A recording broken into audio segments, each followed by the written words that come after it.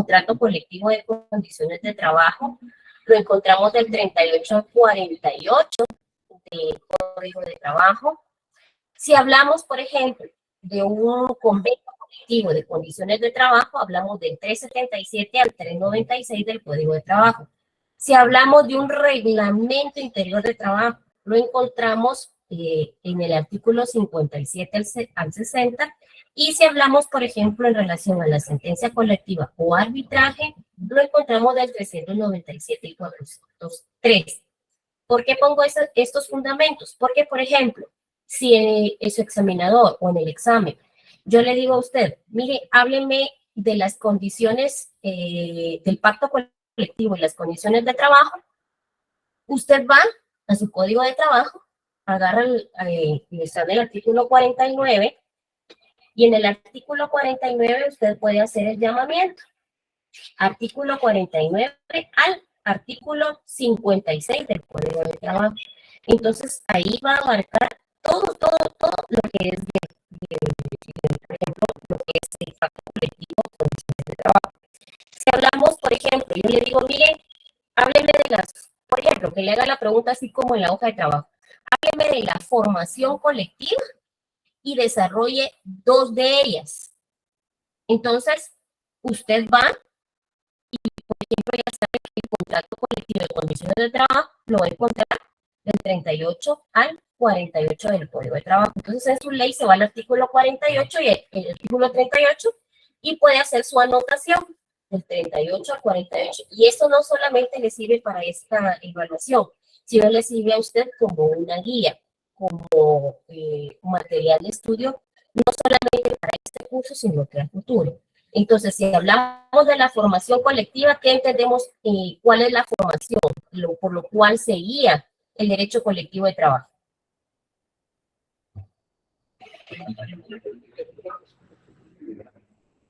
¿Cuál es esa formación? ¿Jóvenes?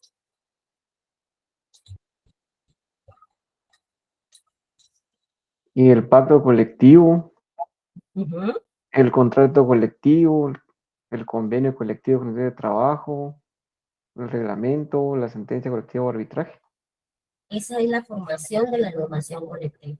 Y en este caso, le puse su fundamento acá, espero que lo pueda usted anotar en su código como guía directamente. Ahora, ya hablamos de la formación, ya hablamos de las finalidades inmediatas, pero hay una forma de expresión. La forma de expresión es la huelga. La huelga la encontramos del 239 al 257. El 239 puede hacer su anotación del 239 al 257. Y el paro lo encontramos del 245 al 257. Esa es la forma de poderse expresar. Esas las dos formas, huelga y paro. Si hablamos, por ejemplo, de los sujetos y las partes procesales, vamos a regresar al derecho procesal para poder ir desarrollando paso a paso lo que es para llegar a quiénes son realmente las partes dentro de un proceso colectivo de trabajo. Bueno, si hablamos, por ejemplo, de los sujetos procesales, a nivel general, podemos decir el juez de trabajo y previsión social, los jueces miembros de los tribunales de conciliación, los tribunales de arbitraje, así como los grupos coaligados y trabajadores, sindicalizados, tanto de patronos como de trabajadores. Aquí estamos hablando a nivel general, ¿sí? Eso es lo que entendemos nosotros, o quiénes son los que participan como sujetos. Bueno, pero si hablamos, por ejemplo, cuál es la diferencia entre sujetos procesales y partes procesales, nosotros hablamos, por ejemplo, normalmente estas dos partes se confunden. Por ejemplo, los sujetos procesales son las personas con aptitud para generar actos procesales, ya sea actos jurisdiccionales propios, sujetos supraordenado o imparcial, ya sea un juez o equivalente jurisdiccional, actos de parte enmarcado a pretensiones y finalmente actos o terceros intervinientes. Podemos apreciar que el concepto de sujetos procesales se incluye además los actos de las partes. de terceros los actos que se realizan en el órgano jurisdiccional, que son los que provee el órgano juzgador. Ahora vamos a ver partes procesales. Las partes procesales son personas, ¿sí?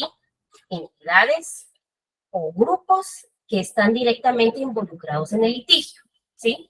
Es decir, en la disputa legal que se está resolviendo en el proceso judicial. Las partes son aquellas que presentan sus reclamaciones, defensas o argumentos ante el tribunal y buscan obtener un fallo a favor. Por lo general, hay dos tipos de partes. Estamos hablando en laboral, ¿verdad? Hablamos como, por ejemplo, la parte actora y la parte demandada. ¿Qué entendemos por la parte actora?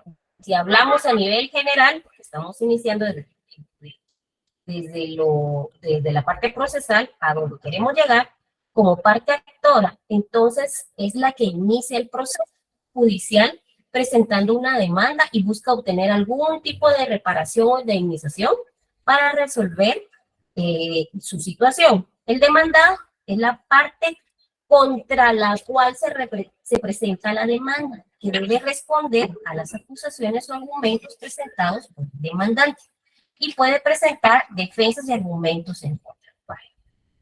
Los sujetos procesales son todas aquellas personas e instituciones que están involucradas, por ejemplo, en un proceso judicial, ya sea como partes directas de manera indirecta.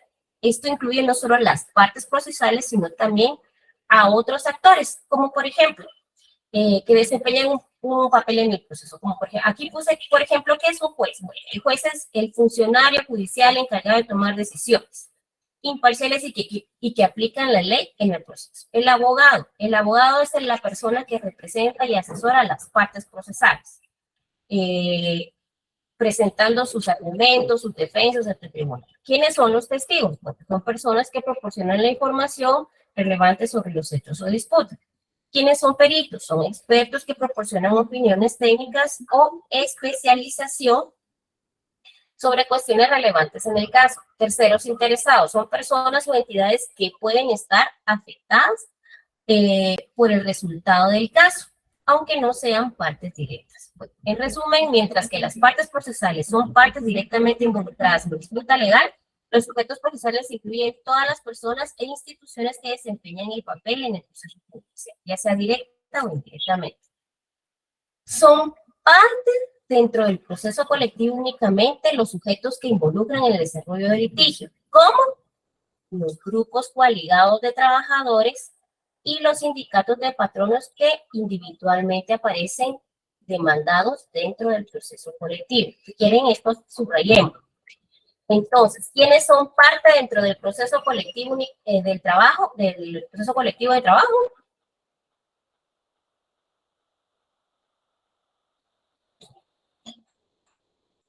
Los sindicatos de trabajadores o de patronos. Y los grupos coaligados de trabajadores, ¿verdad? Ellos son parte dentro del proceso. Ahora bien, ¿qué entendemos por coalición? ¿Quién tiene una idea de qué es una coalición? Coalición cuando surgen los conflictos. Y es donde aquí los trabajadores aprovechan reunirse en grupo. Muy bien. ¿Quién más? Es cuando se ponen de acuerdo dos sindicatos y se pueden hacer una coalición. Por ejemplo, la coalición es la unión de unos trabajadores, ¿verdad? Con el carácter temporal o transitorio. Ese es un factor importante. Ellos no son algo que dijera yo que es por su tiempo indefinido, no, tienen un tiempo. Es algo temporal o transitorio, cuyo propósito será unirse para obligar al empleador para resolver las controversias del presente surgidas con ocasión o relación del trabajo. Pueden ser susceptibles de afectar la continuidad de las labores y generar un posible movimiento de coalición. Entonces, si yo les llegara a preguntar en el examen, ¿la coalición es de carácter temporal o es algo indeterminado? ¿Cuál es el carácter? Temporal. Exacto. Temporal transitorio. ¿Verdad? ¿Y por qué temporal? Porque únicamente ellos están creados con la finalidad de resolver las controversias del presente, ¿sí? Estamos hablando de las controversias del presente. Y, por ejemplo, si estamos hablando de la coalición, estamos hablando de un grupo de 2 a 3 personas, 3 o más personas. ¿Cuáles son las características? Bueno, de la coalición, ¿cuáles son esas características de estas personas? O sea, ¿qué hacen? ¿Cuál es la finalidad? Bueno, es la unión de trabajadores con fines transitorios o temporales. El propósito de la unión de los trabajadores es presentar al empleador, por ejemplo, la solicitud para que se resuelvan las controversias del presente surgidas con ocasión de las relaciones laborales. Es la forma de organización de los trabajadores más primitiva y por lo tanto no posee un reconocimiento legal del Estado. Y por ello no existe registro de las coaliciones. Entonces, ¿por qué no existe un registro de las coaliciones? Porque es temporal. Muy bien. Aquí estamos hablando que son transitorios o temporales, porque estamos hablando que el Estado, ¿qué dice?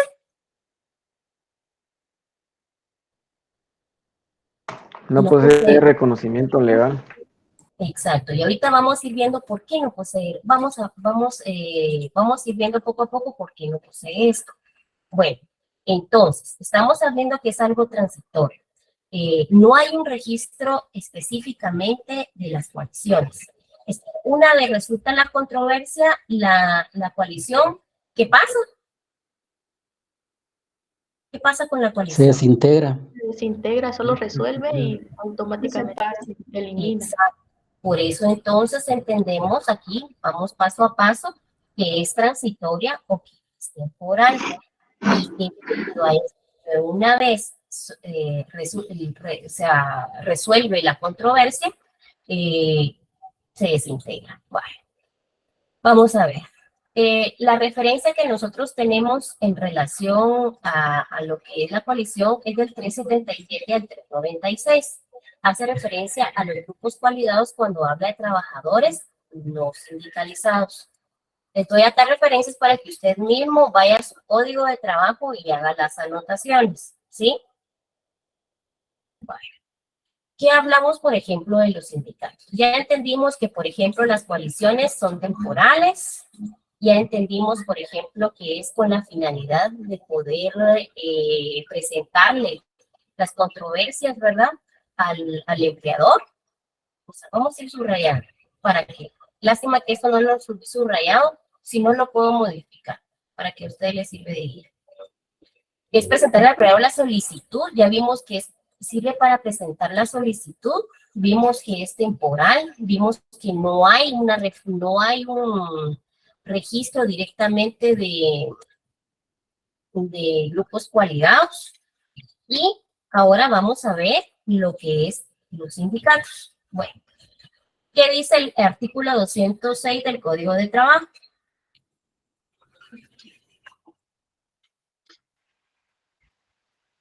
¿Lo leemos? Sí. Dice, sindicato es toda asociación permanente de trabajadores o de patronos o de personas de profesión u oficio independientemente, trabajadores independientes, constituida exclusivamente para el estudio, mejoramiento y protección de sus respectivos intereses económicos y sociales comunes. Son sindicatos campesinos los constituidos por trabajadores campesinos o patronos de empresas agrícolas o ganaderas o personas de profesión u oficio independientemente, cuyas actividades y labores se desarrollen en el campo agrícola o ganadero. Son sindicatos urbanos los no comprendidos en la definición del párrafo anterior. Las disposiciones del presente capítulo son aplicables a toda clase de sindicatos, sean urbanos o campesinos. Ok. Si del examen, por ejemplo, les pusiera Deme una definición de sindicato que me contestaría. Que es toda asociación permanente de trabajadores o de patronos o de personas de una misma profesión. Así es. Entonces, esa es una definición. El Código de Trabajo sí define lo que es el sindicato. Ahora, ¿cuáles son esas características? Así como vimos que era la coalición transitoria permanente, que son sus características, al menos acá en el sindicato podemos ver que son características que no son constituidas exclusivamente por los trabajadores. También puede constituirse por los patronos. Entonces, si les pregunto, dígame usted, los sindicatos, ¿por quiénes pueden ser constituidos?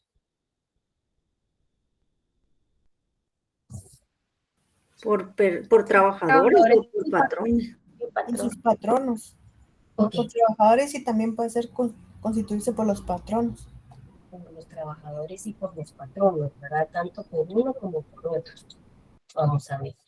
Dice, en el caso de los trabajadores pueden constituirse por los que se encuentran sujetos al régimen de trabajo subordinado, como los trabajadores en oficio de profesión independiente. Constituye la forma de organización colectiva más depurada y contemporánea. Se organiza con carácter que Permanente. Permanente. Permanente. este sí no es temporal, este es permanente. Por ejemplo, yo le puedo decir, entre el sindicato y lo que es la coalición, ¿cuál de los dos es de carácter permanente? ¿Qué me contestaría? El El sindicato. El sindicato, ¿verdad?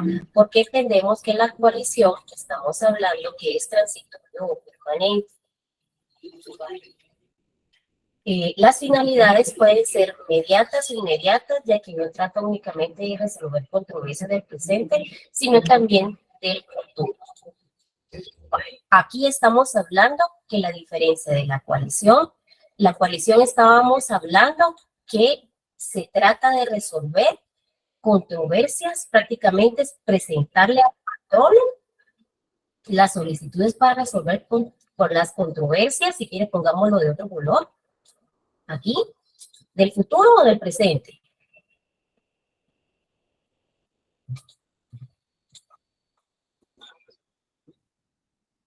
Presente, del presente. ¿Verdad? Porque ellos son temporales. Ellos no pueden venir y pueden realizarlo a futuro, ¿verdad? Vale, entonces, ¿cuál de los dos tiene su característica? Porque pueden presentar, por ejemplo, una controversia, pueden resolver controversias a futuro y a presente. ¿Quién sería a futuro? Los sindicatos. El sindicato. Exacto, los sindicatos. Entonces, poco a poco, si ustedes se dan cuenta, hice esta pequeña división para que ustedes puedan manejarlo de una mejor manera, ¿sí? Entonces, ya entendemos que la coalición es algo temporal permanente, son solicitudes al empleador de cosas del presente, mientras que hablamos en relación al sindicato, vemos que es a futuro y es algo permanente. ¿Cómo se constituye? Aquí ya venimos a ver cómo se constituye. Estamos hablando que mediante la Asamblea Constitutiva gozan del conocimiento legal del Estado, por lo que tienen personalidad jurídica, ¿sí? Se inscribe en el registro sindical del Ministerio de Trabajo y Previsión Social. La resolución de la controversia puede conducir, si se da por acuerdo entre las partes, la suscripción de un pacto colectivo de condiciones de trabajo. Si la solución de la controversia requiere la intervención de los tribunales por negativa del empleador a negociar con los trabajadores sindicalizados, puede presentarse dentro del desarrollo de la escalada del conflicto que motive la suspensión de las actividades laborales. Entonces, la resolución, vamos a poner acá, vamos a hacerlo de esta manera. La resolución de la controversia puede conducir, si se da por acuerdo entre las partes, ¿A qué nos lleva? Porque estamos hablando de resolución, estamos hablando por acuerdo. ¿A qué nos lleva?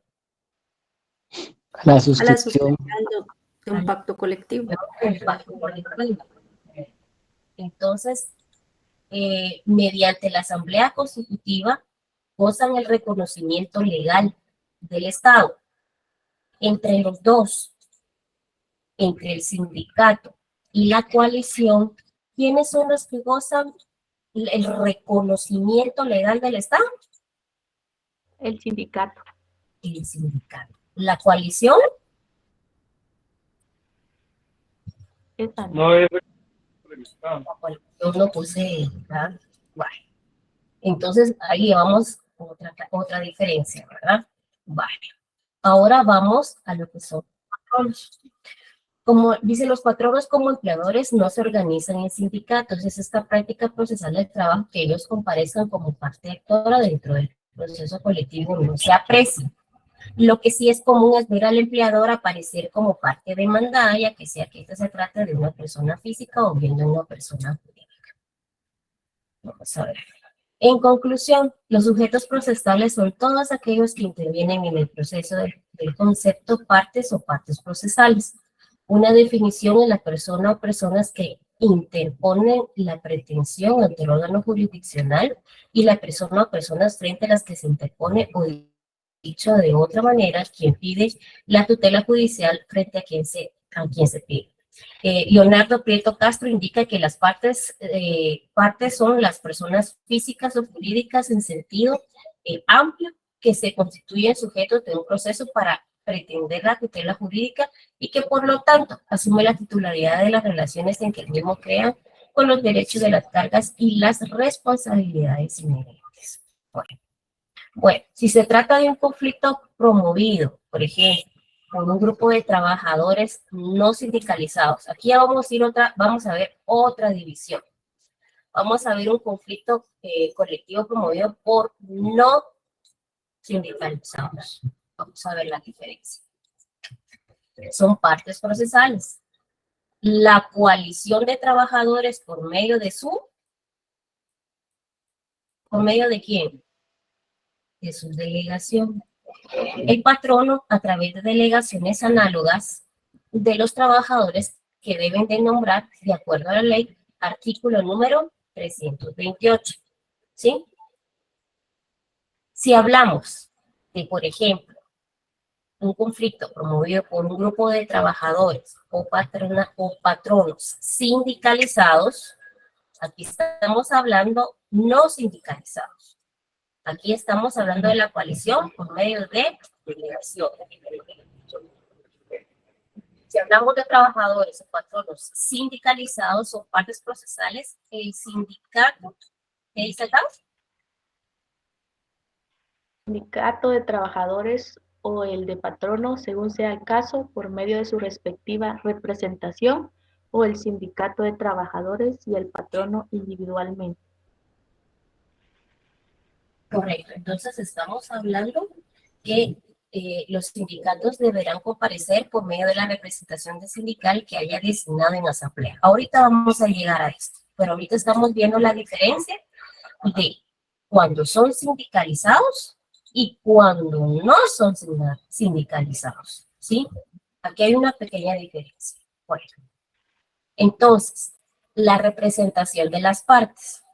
¿Qué es una representación? Aquí vamos a hacer un pequeño recordatorio. Esto lo vimos prácticamente en civil, pero vamos a hacer un pequeño recordatorio. Todavía estamos en tiempo. Bueno, ¿qué es una persona natural? Bueno, la persona natural con capacidad procesal, vamos a ponerlo acá, puede elegir comparecer y estar en juicio personalmente o por medio de su representante, ¿sí? O sea, una persona natural. ¿Qué entendemos por una persona natural?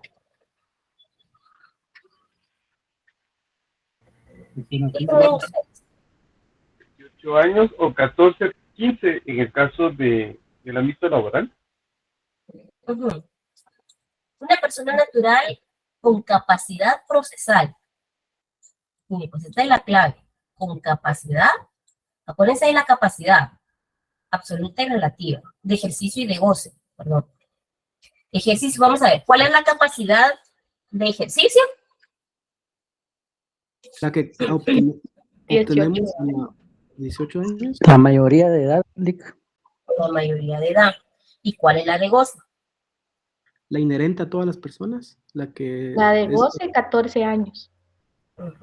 La que necesitamos, ¿verdad? Que alguien prácticamente pueda representarnos, ¿verdad? Porque nosotros prácticamente en la capacidad de goce, esa persona por sí sola no califica para adquirir derechos y obligaciones, necesita a otra persona, ¿verdad? Entonces, por ejemplo, estamos hablando con capacidad procesal. Entendemos que la de ejercicio, ¿verdad? Entonces, en este caso, la persona con capacidad procesal, por ejemplo, Sergio Torres, necesita estar en una audiencia, él decide si él puede elegir comparecer, ya sea de forma personal o ya sea por medio de su representante. ¿Ahora sí? Sí, Ligda, muchas gracias. ¿Sí? Vale.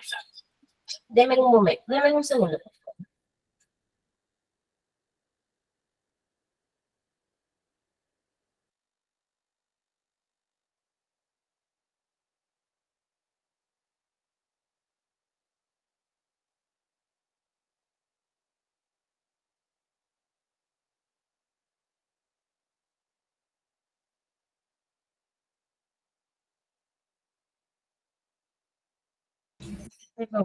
Ahora sí.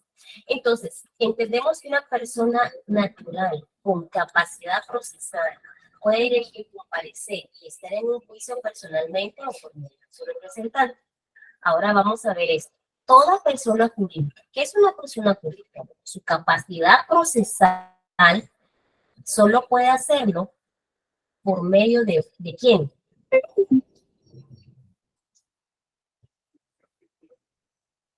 ¿De quién? ¿Por medio de representante o por medio de una persona natural física? Así es.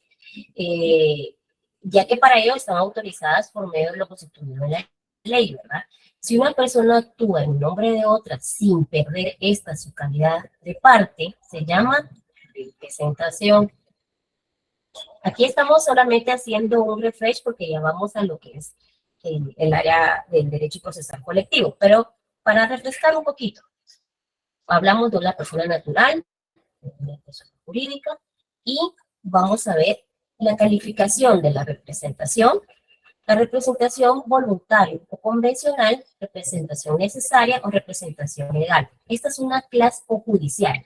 Aquí hay una, en la doctrina existe esta clasificación de voluntaria, necesaria, legal, judicial. Es solamente para refrescar qué significa cada uno de ellos. Si hablamos, por ejemplo, de la representación voluntaria o convencional, recordemos y regresemos al artículo 1686 o 1680 y 1687 del Código Civil.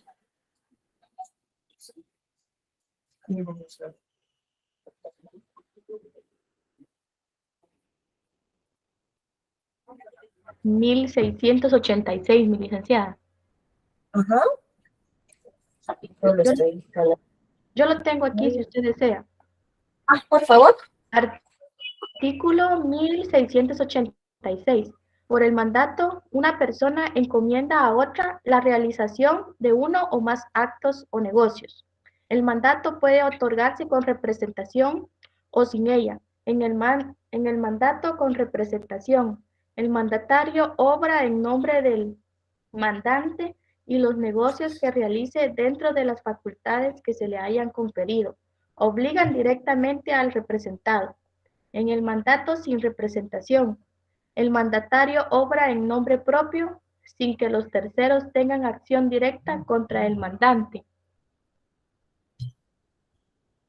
Ok, si ustedes se dan cuenta, aquí estamos hablando en relación a lo que es la representación voluntaria o convencional. Pueden ponerlo como referencia, eso ustedes ya lo saben, ustedes ya lo vieron, ustedes ya lo manejan, pero es únicamente como una referencia.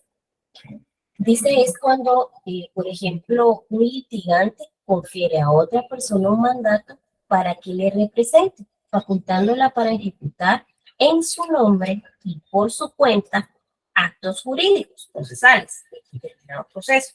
Se confiere mediante un acto contractual y escrito, el cual se le denomina poder o mandato. Esa es dentro de la doctrina, dentro de esta clasificación de la representación, lo que es la representación voluntaria o convencional, porque es algo voluntario, ¿verdad? Usted necesita que alguien que hablen o que vaya o que le defienda en nombre suyo, ¿verdad? Bueno, la representación necesaria. Vamos acá, vamos con la siguiente clasificación. Es una representación necesaria. La necesaria es la que se ejerce en nombre de una persona jurídica. Se le dice necesaria porque la persona jurídica y por su propia estructura solo pueden actuar a través de algunas personas físicas. ¿Sí?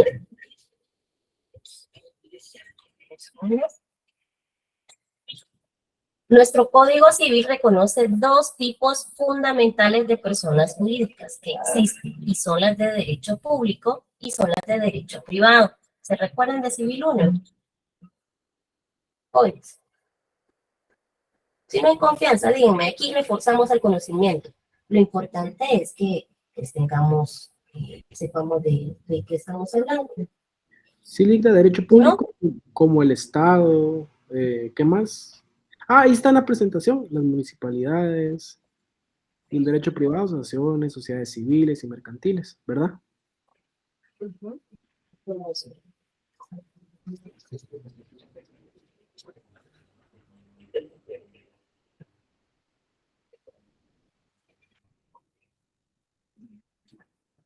Oh, sí. Bueno, entonces decíamos que hay dentro de esta representación, el Código de Trabajo reconoce dos, las cuales son de derecho público y derecho privado. Las de derecho público encontramos que es el Estado, las municipalidades, la Universidad de San Carlos de Guatemala y las demás instituciones que puedan ser reconocidas por la ley. Si hablamos, por ejemplo, de derecho privado, ¿de cuáles recordamos? Yo les puse acá algunas. ¿Cuáles ustedes se recuerdan?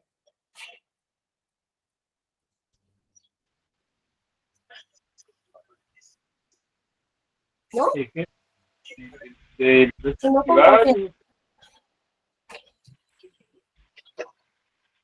La representación en el derecho público y en el derecho privado. Por ejemplo, en el derecho público, ¿cuál es el fundamento? ¿Qué se recuerdan ustedes?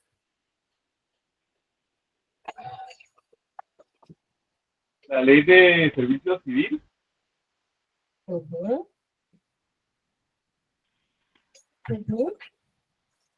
También el Código Civil en su artículo 15, ¿verdad? Ahí donde encontramos lo que son las personas jurídicas. Ahí encontramos lo que es la del derecho público. ¿Y la del derecho privado?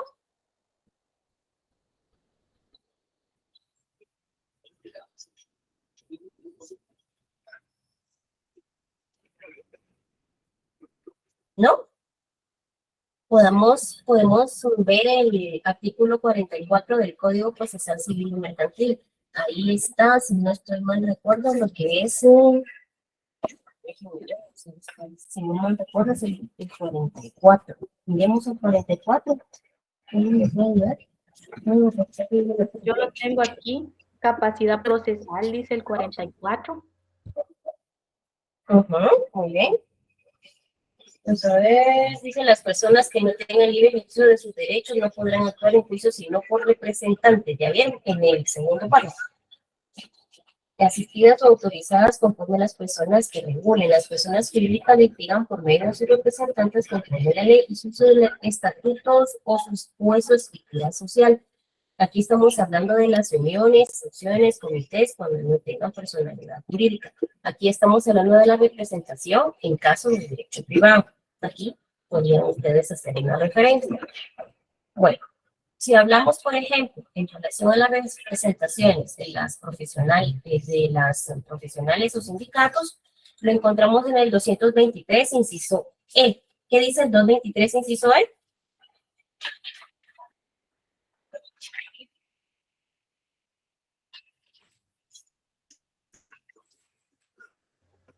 El conjunto de sus miembros tiene la representación legal del sindicato y la misma se aprueba con certificación expedida por el Departamento Administrativo de Trabajo.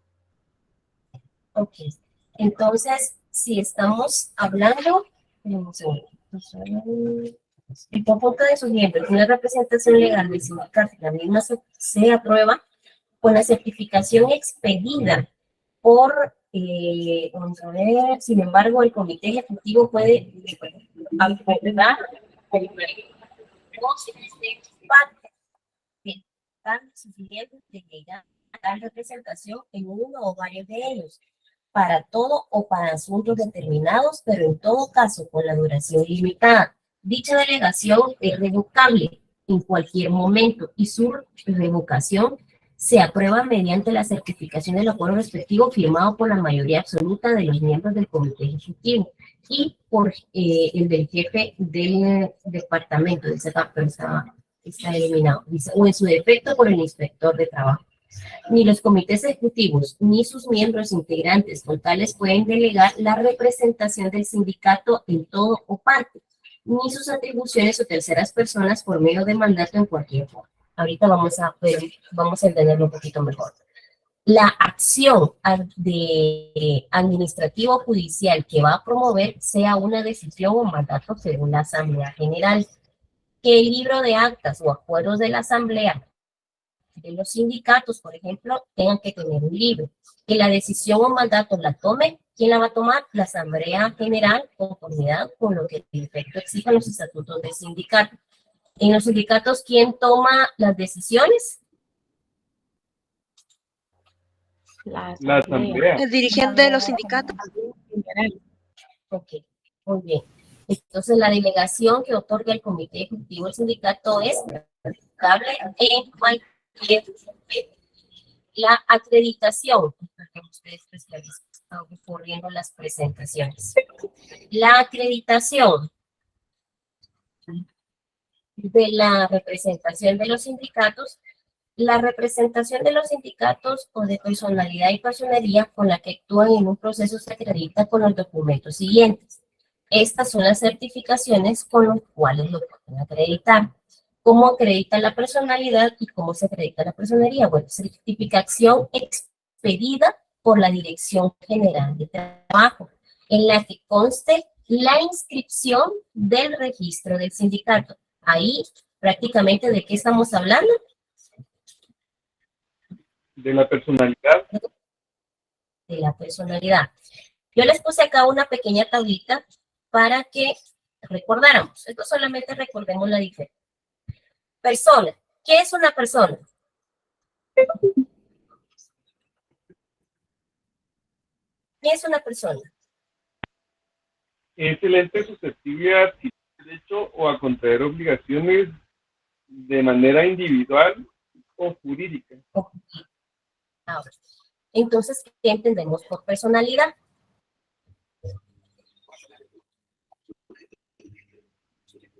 Es una investidura jurídica que el Estado le confiere a una persona para que entre al ámbito jurídico y sea y puede ser susceptible a adquirir derechos y obligaciones.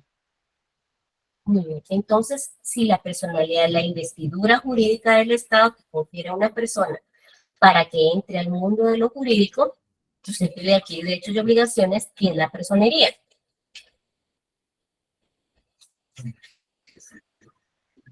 Es la representación legal de una persona que ejerce en nombre de otra. Así es. Entonces estamos hablando que es la representación legal. ¿Por qué hice esa diferencia? Porque aquí estamos hablando de personalidad y personería. En la certificación extendida por la Dirección de Trabajo, en la que conste la inscripción de los miembros del comité ejecutivo. Estamos hablando de la personería. ¿Sí? Certificación del acuerdo tomado por los miembros del comité ejecutivo para delegar la representación de uno o varios de sus miembros.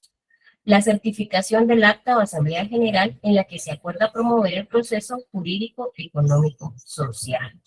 Bueno, entonces, ¿cuál? Ya vimos la representación de los sindicatos. Aquí es como la acreditamos. Con la certificación de la dirección general, donde conste lo que es la inscripción al registro del sindicato. Aquí estamos hablando de la inscripción de los miembros. Si se dan cuenta, esta es la diferencia entre cada uno de ellos. ¿Cuál es la diferencia entre la personalidad? ¿Cómo puedo acreditar la personalidad de un sindicato y una personería? ¿Cómo puedo hacer esa pequeña diferencia entre la personalidad y personería? Ambos es una certificación, pero ¿en qué consta? La personalidad se inscribe en los miembros del sindicato y en la personería los miembros del comité ejecutivo. La inscripción de los miembros del comité ejecutivo. Esa es la diferencia entre, si quiere pongámoslo en otro color, vamos a ponerlo así. ¿Sí? Voy a ponerlo aquí. Esa es la diferencia entre personalidad y personería. Y para refrescar la información es este pequeño cuadrito. ¿Estamos? ¿Sí? Ahora, ¿cómo es la representación de la coalición? La coalición de los trabajadores, coaligados, organización temporal. Les iba a preguntar que cuál era la cualidad de la coalición, pero ya dije la palabra. ¿Cuál es la característica? Que son De tres delegados. Ajá. ¿Qué más?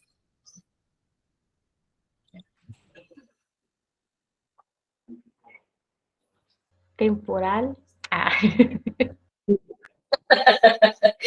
Exacto. Miren, yo voy paso a pasito, de hecho lo trato de escribir porque si yo les hablo y les hablo, me paso hablándoles, no lo retiene uno tanto como si uno lo repasa. No es necesario después, conforme el tiempo ya no es tan difícil olvidarlo. Entonces, ¿cuál es la diferencia de esa coalición? Es temporal, son las solicitudes presentes, no posee un reconocimiento del Estado. Una vez resulta la controversia, se desintegra. Vale. Entonces, ¿qué estábamos diciendo? La representación de la coalición. Ya vimos cuál es su característica, ahora vamos a ver cuál es su representación. La coalición de los trabajadores o coaligados de organización temporal de trabajadores, quien para poder comparecer ante los tribunales tiene que establecer su representación, la cual está determinada en qué artículo. En el 377. 377. ¿Sí? Entonces, ese es el fundamento de lo que es la representación. Cuando en un lugar de trabajo se produzca una cuestión susceptible de provocar una huelga o paro, los interesados, si se tratan de patronos o de trabajadores no sindicalizados, elaboran y suscribirán un pliego de peticiones en el que designarán cuántos delegados. 3 delegados. 3 delegados. Que conozcan muy bien la causa de que provocan el conflicto y quienes se les confiera en el propio documento el poder suficiente para firmar cualquier arreglo. La acreditación de la representación de la coalición de trabajadores, los trabajadores y los coaligados nombran 3 delegados y para acreditar tal representación se hace por medio de un documento o de un pliego de peticiones, ¿sí? Que se suscriben los trabajadores unificados temporalmente. Generalmente los documentos contienen un pliego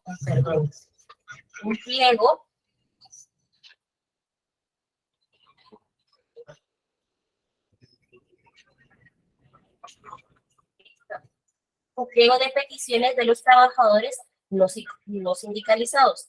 ¿Y se hace por medio de qué? ¿Por medio de qué? Un acta, siendo en este el cual se representan al tribunal para acreditar la representación y la organización. Entonces, si se dan cuenta, aquí estamos hablando de un acta, ¿sí? Por eso es que entendemos, no es un acta, entendemos entonces que por eso no posee reconocimiento legal del Estado. Y como es temporal, se levanta únicamente un acta, ¿sí? Ya comprendimos la diferencia entre las características y la representación de cada uno de ellos. Sí, gracias. Sí, Sí. ahí estamos. ¿Cuándo acredita cómo acredito yo la representación de los sindicatos?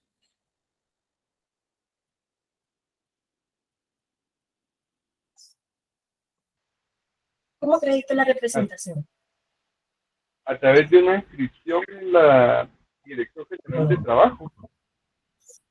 En el que conste la inscripción. Aquí estamos hablando de una inscripción en el registro de sindicato, ¿verdad?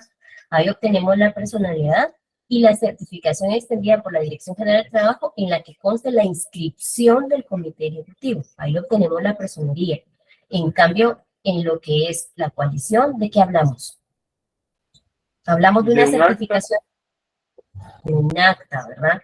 Esa es la diferencia entre lo que es la acreditación de la representación de la coalición de los trabajadores y la que son la de los sindicatos. ¿Estamos? Sí, gracias. Ok, vale. Entonces, si se dan cuenta, son 98 presentaciones. Abarcamos todo lo que es el módulo primero. Traté de resumir lo más que pude, lo más entendible, porque para qué les voy a estar diciendo según fulano y tal, según si realmente no logro manejarlo. Yo lo que quiero es que ustedes sepan diferenciar, porque después vamos a entrar a lo que es la conciliación, el traje. Entonces, a la hora que yo les hable, por ejemplo, de la coalición, pues ustedes ya saben.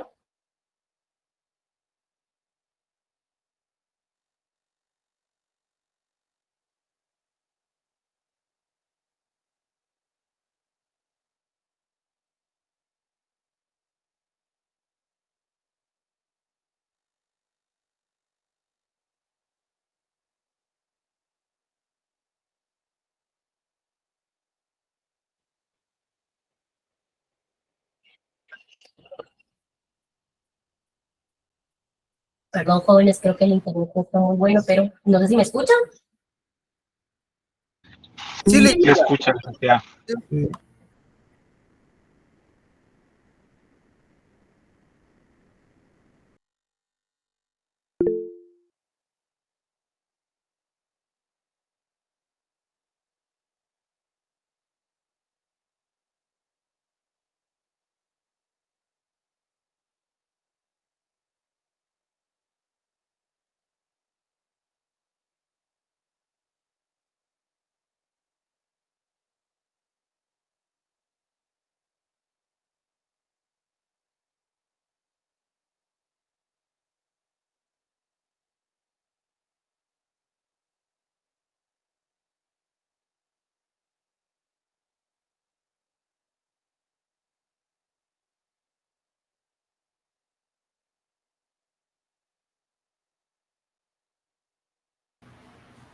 Un, dos, tres, se fue.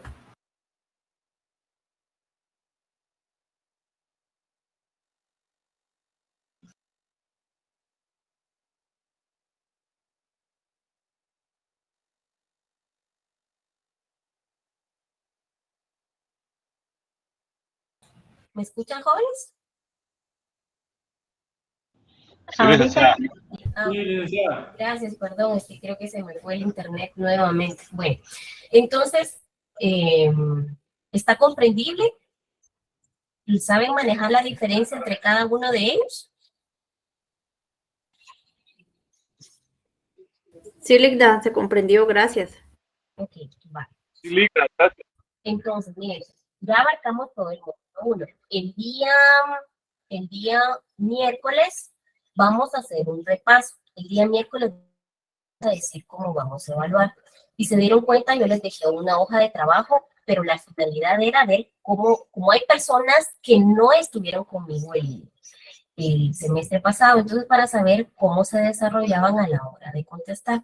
Entonces, si por ejemplo, le pongo un tema, por ejemplo, como los juzgados, significa que no me va a decir son 15, ¿no? No, usted desarrolla todo el fundamento que le he proporcionado en relación a los juzgados. Si hablamos, por ejemplo, de la coalición, por ejemplo, usted puede desarrollar su fundamento, todo el tema en relación a la coalición. Pero para ayudarlos, vamos a ver si vamos a hacerlo mejor a través de formulario, así como lo hicimos el año pasado. Que puede ser que podamos en algún momento regresar y mejor hagámoslo de esa forma como lo habíamos estado haciendo. Vamos a hacerlo por medio de formulario para poderles apoyar, ¿sí? Así no le es tan difícil, pero sí necesito que usted sepa en dónde está, ¿sí? En dónde está, dónde se encuentran sus respuestas. Entonces, vamos a dejarlo hasta aquí. Les espero el día miércoles con un repaso de todo lo visto en plan. Les deseo bonita noche y que les vaya muy bien en los demás cursos, ¿sí? Gracias, licenciada. Feliz noche. Gracias, Lic. Gracias, feliz noche, licenciada. Gracias, Ligda. Feliz Feliz noche. noche, Ligda.